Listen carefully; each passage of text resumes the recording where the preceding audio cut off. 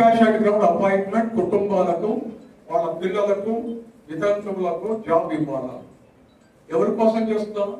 నా బంధువులు కాదు, నా మిత్రులు కాదు, ఆ అమాయక కుటుంబాలను నిలబెట్టాలా, వారు వర్తిల్లాలా, వారి పిల్లలు వర్తిల్లాలా, వారి పిల్లల పిల్లలు కూడా వర్తిల్లాలా అనే ఆకాంక్ష ఈ వ్యక్తి రాఘవయ్యలో ఉందని ఈనాటి కార్యక్రమంలో మీ యొక్క ఆశీర్వాదం, మీ యొక్క సహకారం అవసరం. లైసెన్స్ పోర్టల్స్ సమస్యలు 12వ తేదీ మధ్యాహ్నం వచ్చి వారు కలిశారు. వాళ్ళు చెప్పారు ట్రాన్స్ఫర్ ఆఫ్ బ్యాడ్జ్ గురించి. బ్యాటరీ ఆపరేటెడ్ కార్ వల్ల వాళ్ళ నోటి దగ్గర అన్నం పోయింది చెప్పుకొచ్చారు. మెడికల్ ఫెసిలిటీ ఇవ్వడం లేదు, ఐడెంటిటీ కార్డు రిలీవ్ చేయలేదు, అదొక సమస్య వాళ్ళు చెప్పుకొచ్చారు. యూనిఫామ్ సమస్య చెప్పుకొచ్చారు. ఈనాటి కార్యక్రమంలో వారికి చెప్తున్నాను, మొన్నటి మీటింగ్ లో సౌత్ సెంట్రల్ అడ్మినిస్ట్రేషన్ కు ఈ 4 పాయింట్లు నేను చెప్పాను, చెయ్యాలని చెప్పాను, వారు మాట ఇచ్చారని మీకు కూడా నేను మనవి చేస్తున్నాను. నాయకత్వం లాంగ్ లివ్ రాఘవయ్య గారు, లాంగ్ లివ్.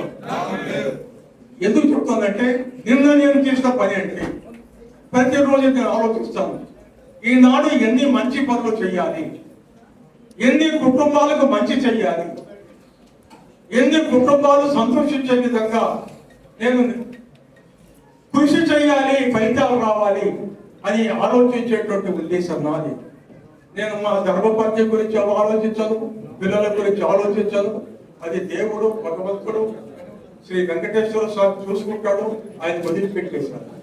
కనుక ఈనాటి కార్యక్రమంలో నాకు సన్మానం చేసినటువంటి సెంట్రల్ ఆఫీస్కు, నా యొక్క స్నేహితులకు, సోదరులకు, నాయకులకు అందరికీ కూడా నేను నమస్కారాలు తెలుపుతూ, కృతజ్ఞతలు తెలుపుతూ, నా యొక్క రిక్వెస్ట్ ఏంటంటే నేను మీకు నివేదిస్తున్నాను, అందరం కలిసి ప్రతి కుటుంబం మంచి కోసం, ప్రతి కుటుంబానికి మంచి జరిగే విధంగా మంచి ఆలోచనతో మన సౌత్ సెంట్రల్ రైల్వే ఎంప్లాయీస్ సంఘంగా అడుగుజాడల్లో ముందుకెళ్లే విధంగా వాళ్ళంతా కలిసి పనిచేసి ఇంకా ఎన్నో మంచి ఫలితాలు సాధించడానికి మీ అందరి తోడ్పాటు నాకు లభిస్తుందని నమ్ముతూ మరొకసారి మీ అందరికీ కృతజ్ఞతలు తెలుపుతూ సెలవు తీసుకుంటున్నాను. జై హింద్. మాకు ఆల్టర్నేటివ్ అపాయింట్మెంట్ వద్దు, నాకు రిటైర్మెంట్ కావాలి, నేను రిటైర్మెంట్ తీసుకుంటాను, నా కుటుంబంలో బిడ్డకో కొడుకో ఉద్యోగం ఇవ్వాలి అని వాళ్ళ ఆకాంక్షలు పూర్తి చేసే విధంగా నేను ఒక 86 వర్కర్గా కృషి చేసి 14వ తేదీ జూన్ నెల 2006న అంటే నా జన్మదినం కంటే ఒక్కరోజు ముందు ఫుల్ రైల్వే బోర్డును ఒప్పించి, రైల్వే శాఖ మంత్రిని ఒప్పించి 14 జూన్ 2006న ఆదేశాలు తీసుకురాగలిగాను.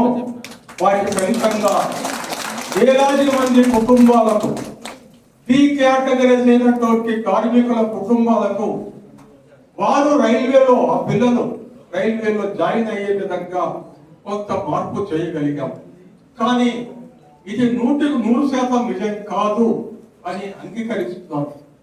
కొంత సాధించాం. ఈనాడు కూడా నా అజెండా ప్రతి రైల్వే కుటుంబంలో బిడ్డకో కొడుకో ఉద్యోగం లభించే విధంగా మనం మార్గం కనిపెట్టాలి.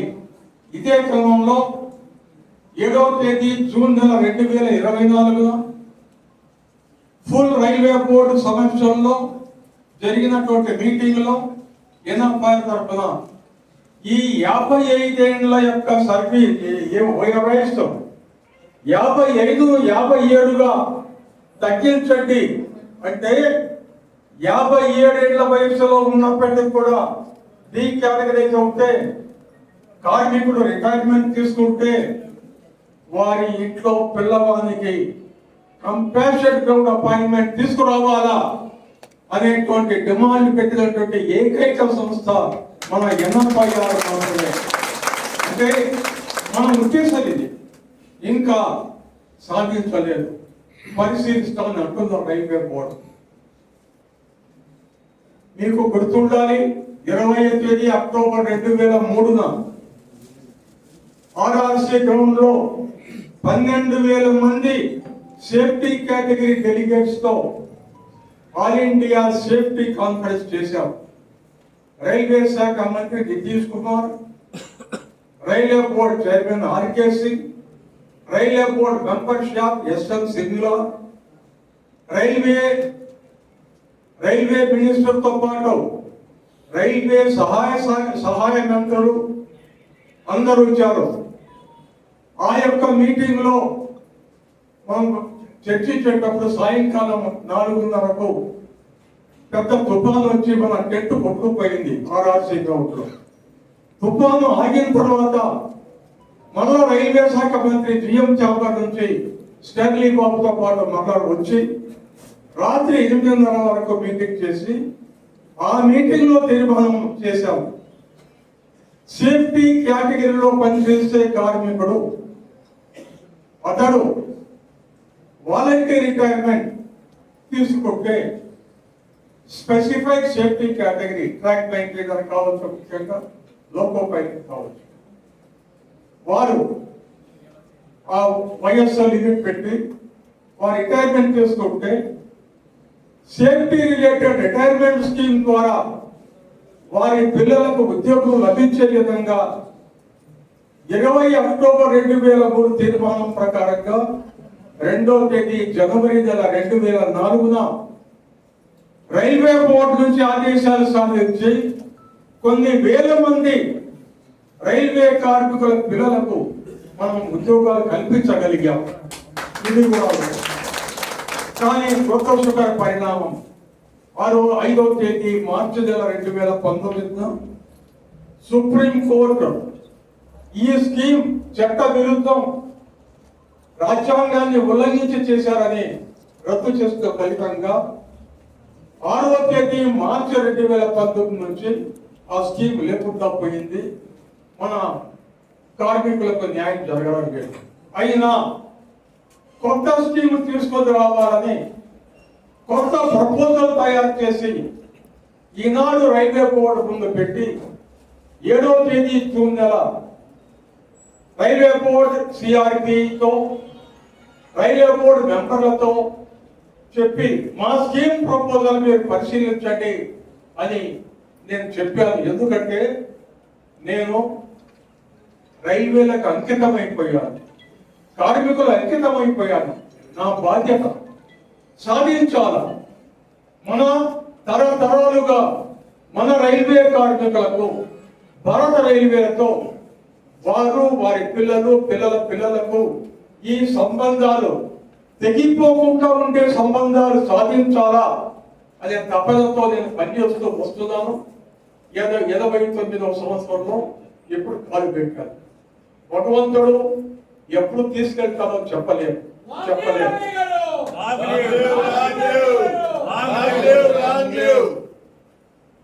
అది దైవ నిర్ణయం. కానీ మన బాధ్యత నిర్వర్తించాలి. అంటే ఎంతో చేశాం, అది చాలదు, ఇంకా చేయాల్సింది ఉంది.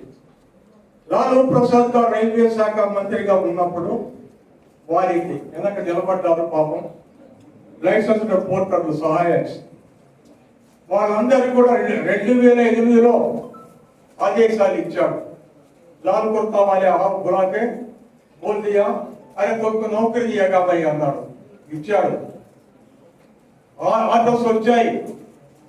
కొన్ని వేల మంది లైసెన్స్ పోర్టర్స్ ను రైల్వేలో మనము ట్రాక్ మెయింటైనర్ గా అపాయింట్ చేయించగలిగాం. కానీ లాలూ ప్రసాద్ జైల్లో ఉన్నప్పుడు వాళ్ళు పోయి పలకరించలేదు. అది కూడా వాస్తవం. అంటే వాస్తవాన్ని గుర్తించాలి. ఇప్పుడు ఆయనపై CBI కేసులు కూడా ఉన్నాయి. ఈనాడు నీకు స్థలం ఇస్తే వీళ్ళకి ఉద్యోగాలు ఇచ్చావు అని కూడా కేసులు ఉన్నాయి. సరే, చరిత్ర అది వాళ్ళు ఎదుర్కొంటారో జరుగుతుంది. అంటే ఎర్ర చొక్కా వేసుకున్నటువంటి లైసెన్స్ పోర్టర్స్ కూడా ఆనాటి రైల్వే శాఖ మంత్రి జాఫర్ షరీఫ్ గారు వారికి pass PTO, free railway medical facility, ఇవన్నీ యూనిఫామ్ ఇవన్నీ ఇచ్చే విధంగా ఆదేశాలు ఇచ్చారు. మనం సాధించాం. నేను బెంగళూరు తీసుకెళ్ళాను కొంత లైసెన్స్ పోర్టర్స్ జాఫర్ షరీఫ్ దగ్గర తీసుకెళ్లి కలిపాను. జాఫర్ షరీఫ్ నాకు కూడా చాలా స్నేహితుడు. ఆ రోజుల్లో ఆయన రైల్వే శాఖ సహాయ మంత్రిగా ఉన్నప్పుడు, తర్వాత క్యాబినెట్ మినిస్టర్ రైల్వే అయ్యాడు. తర్వాత 1994-95 అయ్యాడు. రైల్వే శాఖ క్యాబినెట్ మినిస్టర్ గా పనిచేశాడు. అంటే ఇవన్నీ చరిత్ర. అంటే ఎందుకు చెప్తానంటే 436 కేటగిరీస్ ఉన్న రైల్వేస్ లో 1.3 మిలియన్ దాదాపు, అంటే 1,10,13 లక్షల కార్మికులు ఉన్న ఈ యొక్క సిస్టమ్ లో సుమారు 76,000 కిలోమీటర్ రైలు మార్గాల్లో మన కార్మికులు 7,000 పైబడి రైల్వే స్టేషన్లో పనిచేస్తున్నారు. మన duty south central railway employees Sangh 300 జెండా. ప్రతి కార్మికుని కూడా మనం ఉన్నాం అనే విధంగా మన యంత్రాంగాన్ని నడపాలి. ఆర్పిఎఫ్ అసోసియేషన్ నాయకులు, రిటైర్డ్ నాయకులు రెడ్డి గారు వారందరూ వచ్చారు. వారికి నా ధన్యవాదాలు. ఎందుకు అంటున్నాను, ఆల్ ఇండియా ఆర్పిఎఫ్ అసోసియేషన్ కూడా నైతికంగా నేను వారితో నడుస్తున్నాను. వారికి బలాన్ని పెంచడానికి నా వంతు కృషి చేస్తున్నాను. ఎన్నో ఇబ్బందులు ఎదుర్కొంటున్నారు. పార్థసారథి గారు రిటైర్డ్ అసిస్టెంట్ సెక్యూరిటీ కమాండెంట్ 6-7 సార్లు మొన్న వచ్చిపోయాడు ఇక్కడికి. ఆయన యొక్క పోస్ట్ రిటైర్మెంట్ పాస్ ఎంటైటిల్మెంట్ గురించి రైల్వే బోర్డుతో పోరాడి నెలకు 20 రోజుల కిందట ఆదేశాలు తెచ్చి కాపీ వారికి పంపించే విధంగా మనం ఎన్ఎఫ్ఐఆర్ చేయగలిగిందని నేను వారికి కూడా తెలుసుకుంటున్నాను. అంటే ఏ సమస్యను కూడా నిర్లక్ష్యం చేయకూడదు. ఇలా చెప్పుకుంటూ పోతే 2 గంటలు 2.5 గంటలు అవుతుంది. అది ఎక్కువగా చెప్పాల్సిన అవసరం లేదు. ఈనాడు అంటే మీరందరూ నాకు ఈనాడు నన్ను గ్రీట్ చేయడానికి, శుభాకాంక్షలు తెలపడానికి వచ్చారు. శుభాకాంక్షలు తెలపకున్నా నా అజెండా ఏంటంటే ప్రతి వ్యక్తికి మంచి జరిగే విధంగా మనము ముందుకు నడవాలా, సాధించాలా. నేను గర్విస్తున్నాను.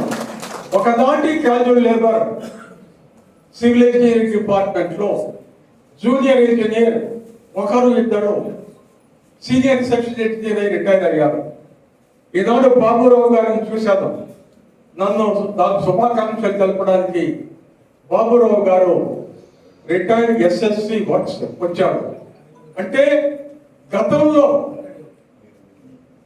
30 ఏళ్ల కిందట 35 ఏళ్ల కిందట వారి పరిస్థితి ఏంటి, ఎలా మార్చగలిగాం, వారు ఉన్నత స్థాయి కొందరు ఎదగలిగారు. కానీ అది చాలదు, ఇంకా చేయాల్సింది చాలా ఉంది. కనుక ఏ ఒక్క వ్యక్తి కూడా అది సాధించలేడు. అందరి సహకారం అవసరం. రాఘవయ్య ఒక సాధారణ వర్కర్. నాకు సహకారం కావాలి, మీ యొక్క ఆశీర్వాదం కావాలి, సపోర్ట్ కావాలి. సమస్య వస్తే ఢిల్లీ నుంచి త్రినాథరావు గారికి ఫోన్ చేస్తాను, లేదా ఉస్మాన్ గారికి ఫోన్ చేస్తాను. వారెవరు నిష్ణాతులు. ఈనాడు హైకోర్టులో సిఐటిలో రిటైర్ అయిన తర్వాత వారు మన కేసులు, రైల్వే కార్మికుల కేసులు వారు డీల్ చేస్తారు. అంటే అలాంటి వివేకవంతులు, మేధావులు నాతో ఉన్నారంటే నిజంగా నా బలం 10 రెట్లు పెరిగినట్లుగా నేను గర్విస్తున్నాను. డైరెక్ట్ గా ఫోన్లో మాట్లాడతాను, నాకు మీ సలహా కావాలి. ఆర్బిట్రేషన్ యొక్క డెఫినిషన్ ఏంటి, ఆర్బిట్రేటర్ యొక్క పరిధి ఏంటి, ఆర్బిట్రేటర్ యొక్క లిమిటేషన్స్ ఏంటి, ఆర్బిట్రేటర్ నిర్ణయాన్ని హైకోర్టులో అది చెల్లుబాటు అవుతుందా, డిస్మిస్ అవుతుందా అని ఫోన్లో ఈ మధ్య అడిగాను. ఎందుకు అడిగాను? వారు నా యొక్క ఫాలోయర్స్ ఇదే ఆఫీసులో నాతో పాటు నడిచారు, పనిచేశారు. పదవులు కోరలేదు. ముఖ్యంగా ఉస్మాన్ గారు కానీ ప్రజాదరావు గారు కానీ ఆఫీస్ బేరర్ పదవి కోరలేదు. కానీ ఆఫీస్ బేరర్ కంటే 10 రెట్లు ఎక్కువగా కార్మికుల కోసం పనిచేసేటువంటి వారు ఇక్కడ ఉన్నారు. వారిని చూస్తే నా యొక్క మనోబలం పెరుగుతుంది. ఎందుకంటే అలాంటి వారు అవసరం. వివేకులు, అనుభవజ్ఞులు, తర్వాత సలహా ఇచ్చే శక్తి ఉన్న వాళ్ళు, వాళ్ళ యొక్క సముదాయం ఎంతగానో అవసరం. ఎంతో మంది కార్మికులు ఈనాడు ఇబ్బందులు ఎదుర్కొంటున్నారు. సమస్యలు ఉన్నాయి, ఎన్నో సమస్యలు పరిష్కరించాం, ఇంకా ఎన్నో పరిష్కరించాల్సి ఉన్నాయి. ఈ ఉద్యమం, రైల్వే కార్మిక ఉద్యమం 86 యొక్క నాయకత్వంలో, సౌత్ సెంట్రల్ రైల్వే ఎంప్లాయీస్ నాయకత్వంలో ఇంకా ముందుకు పోవాలా, ఇంకా చురుగ్గా పనిచేయాలి. అది చాలా అవసరం. పెన్షనర్స్ అసోసియేషన్ ఆఫ్ రైల్వేస్ వారు 5-6 సార్లు రిమైండ్ చేశారు. రామకృష్ణమాచార్యులు గారు, సార్ ఏమైంది సార్, 480/2 చిలకలు కూడా అంటాడు. నేను ఈ వృద్ధాప్యంలో 480/2 వేకెంట్ రైల్వే క్వార్టర్స్ చిలకలు కూడా అదని గుర్తు పెట్టుకొని జిఎంకు పీసీకు చెప్పి అలాట్మెంట్ చేయించారు. నిన్నటి మీటింగ్ లో ఈ అంశాలు చెప్పాను. ఫలితం రాబోతుందని ఈనాటి యొక్క కార్యక్రమంలో అంటే నేను నిర్లక్ష్యం చేసేటువంటి పద్ధతి అది కాదు. నా బలహీనత ఏంటంటే, నా బలహీనత ప్రతి సమస్య పరిష్కరించాలా, ప్రతి సమస్య పరిష్కరించాలి అనేటువంటి యొక్క ఆలోచనతో, పట్టుదలతో వ్యూహరచన మార్చుకుంటూ ఇంకొక వ్యూహంతో ముందుకెళ్ళడానికి ప్రయత్నం చేస్తూ ఉంటారు. పికే సింగ్ గారు మన ఆఫీస్ బేరర్, మన ఆర్గనైజేషన్ లో పనిచేశారు, చీఫ్ విజిలెన్స్ ఇన్స్పెక్టర్ గా పనిచేశారు. తప్పు చేసిన వాళ్ళని పట్టుకున్నాడు. సర్వీస్ లో ఉన్నప్పుడు ఒక నిజాయితీ పరుడు ఈనాడు మనం ముందున్నాడు. అంటే 100% నిజాయితీ ఉన్నటువంటి పీకే సింగ్ ఇలాంటి వాళ్ళు నా చుట్టూ ఉంటే నా పవిత్రత, నా బలం ఇంకా పెరుగుద్ది అని నేను నమ్ముతున్నానని ఈనాటి మీటింగ్లో నేను కుటుంబాన్ని పట్టించుకోలేదు, ఏనాడు పట్టించుకోలేదు. నేను నా ధర్మపత్నికి రుణపడి ఉండాలి, సదా ఆమెకు రుణపడి ఉండాలి. ఎందుకంటే నేను నా కుటుంబానికి న్యాయం చేయలేదు, నా ధర్మపత్ని కూడా న్యాయం చేయలేదు, పూర్తిగా నిర్లక్ష్యం చేశాను. అది నా తప్పు. కారణం ఏంటంటే నా కుటుంబం 12,60,000 రైల్వే కార్మికులు, నా కుటుంబం 13 లక్షల రిటైర్డ్ రైల్వే కార్మికులు. వారు నా కుటుంబం. నేను ఆ కుటుంబ సభ్యుల్లో ఒకరిని అని నమ్మేవాడిని. నా పుట్టిన చరిత్ర మీరు ఒకసారి వెరిఫై చేయండి. నా యొక్క వర్కింగే వేరు. నేను కుర్చీల కోసం ఏనాడు ఆరాటపడలేదు, కుర్చీ కావాలని ఏనాడు కోరలేదు.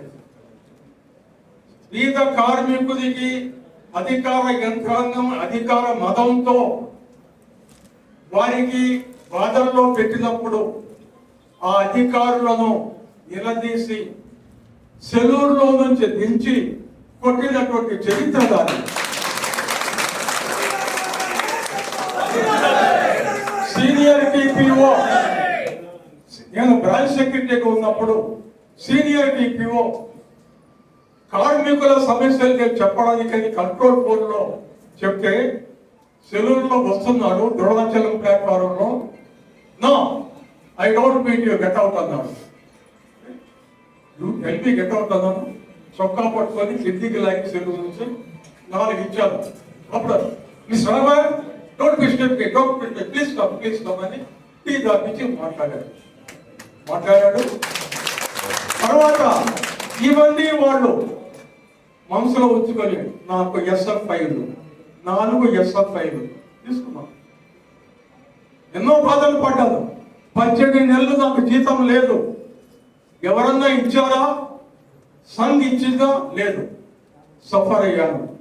నా తల్లి మహాదేవత, పొలాల్లో పనిచేసేది, కష్టపడేది. నా తల్లి యొక్క ఆశీర్వాదం నాకు ఉంది. వెంకటేశ్వర స్వామి కృప ఎదుర్కొన్నాను.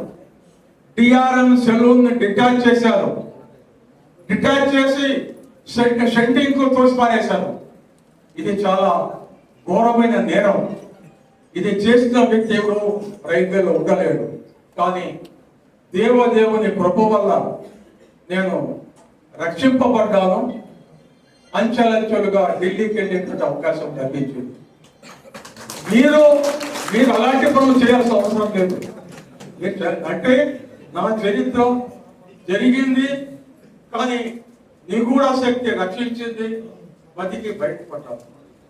అంటే ఏంటంటే సాధారణ కార్మికుల్ని చులకనగా చూసేటువంటి ఒక మదించిన అధికార యంత్రాంగాన్ని లొంగదీసి, నైతికంగా లొంగదీసి మన యొక్క మారల్ కంట్రోల్లో నడిపే విధంగా మన ఆర్గనైజేషన్ ముందుకు నడవాలి. అదే 13, 14 తేదీ జూన్ నెల GM PNM మీటింగ్ లో ఆఫీసర్లందరూ రాఘవే సాబ్ आप हमारा गुरु है, आप ही डिक्टेट करो क्या लिखना है అని వారు అంటున్నారంటే నా యొక్క బలం ఎంతో పెరిగిందని నేను ఆశిస్తున్నాను. ఎందుకంటే నాకు ఆ బలం ఎలా వచ్చింది? మీ వల్ల, నా వల్ల కాదు. ప్రతి సాధారణ కార్మిక కుటుంబం యొక్క ఆశీర్వాదం ఫలితంగా నా బలం పెరిగిందని నేను చెప్పగలను. అరుణ్ కుమార్ జైన్ GM గారికి నా సంతకం ఉన్న కాగితం పైన మీరు చదవకుండా అప్రూవల్ రాయండి అని ఓపెన్ మీటింగ్ లో, PNM మీటింగ్ లో నేను చెప్పగలిగాను. ఆయన నవ్వుతూ పరోక్షంగా అంగీకరించినట్లుగా తల ఊపాడు. General manager south central railway నిన్న